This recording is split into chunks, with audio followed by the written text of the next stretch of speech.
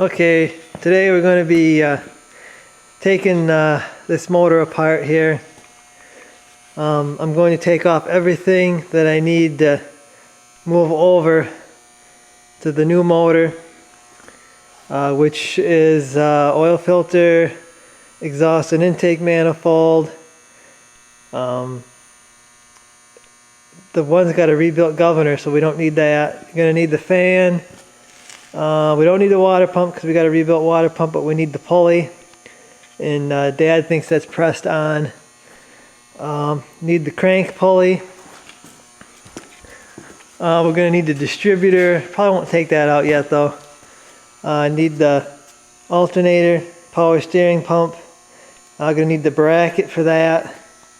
And we're going to need the starter, the hydraulic pump, and the bell housing.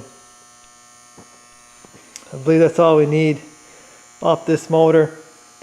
And I'm going to swap over the stuff that I'm going to paint because I'm going to get this ready to paint.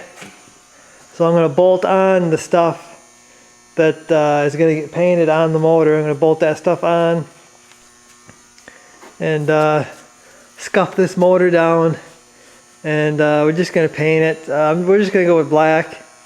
We can't really find any of the Clark green anywhere. But I think black will work. We got a lot of that laying around. Just shoot it with some black and we'll be good with that.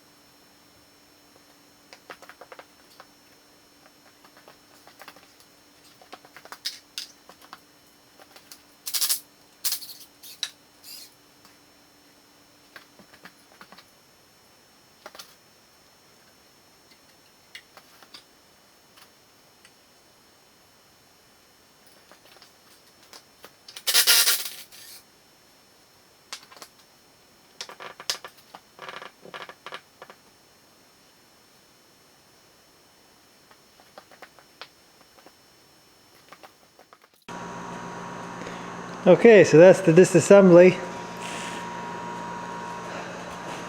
of the motor. Pretty much got everything off of there except for some small things like the distributor. That governor spring's got to come off. We need the water pump pulley, but I'm leaving that on there because it might be easier to pull that off with it on the motor. I got the crank pulley. That's an 1 5/8" socket you're going to need, a big guy for that.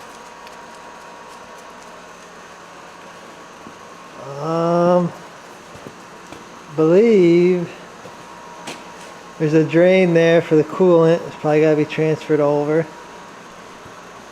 But I believe that's it. Got to clean up all these parts now.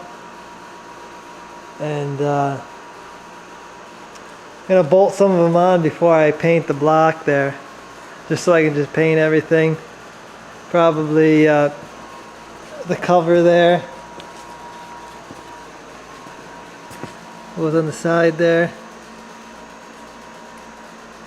and probably the hydraulic pump could be bolted on and painted. Bell housing can be bolted on and painted. So okay, so I want to show you the throwout bearing assembly on this Clark forklift. Dad took this out. Here's the actual throwout bearing. This is what engages the fingers on the clutch, and it goes on here, slides on there. This piece is on the transmission, and you can see it's got the shaft going through it, and it's a keyed shaft. And it's on both sides. That goes on right there and right there. You gotta, them are actually pushed out right now so Dad could get the assembly out. And then when you push the clutch,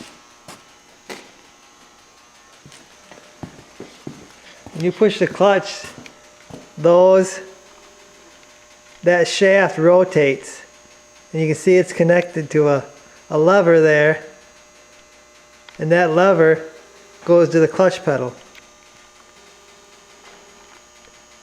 Where is the clutch pedal? Somewhere there. Dad might have took it off there, but there is supposed to be a clutch pedal there. And it rotates this. This is rotated, but this thing stays on the shaft, so it goes straight. And right here are the return springs, right there, and that returns it, or helps it come back. Got a new throwout bearing ordered and on its way. This is for a grease tube goes there, so you can grease the throwout bearing. But this one I think is junk. It's not spinning anymore. I don't know if Dad wrecked it getting off, but it's probably just a good idea just to get a new one. It's a little work to get it out, but it's gonna to change this again. You gotta pull the whole motor, so better doing it now than later. Okay, we got some new parts. We got new electric temperature gauge here for it, because I know for a fact that one ain't working. We got an oil pressure gauge, probably gonna just mount that right on the motor there. We got new thermostat, new oil filter, new bolts for the flywheel. Flywheel's been turned by the local car quest. Looks like he took out 12 thousandths off it. I don't know, it looks brand new. New belts for it. I believe that's all the new parts we've gotten. Throwout bearing is on order. Should be here tomorrow, but I'm not sure I can get the rest of it ready before then, but we'll see.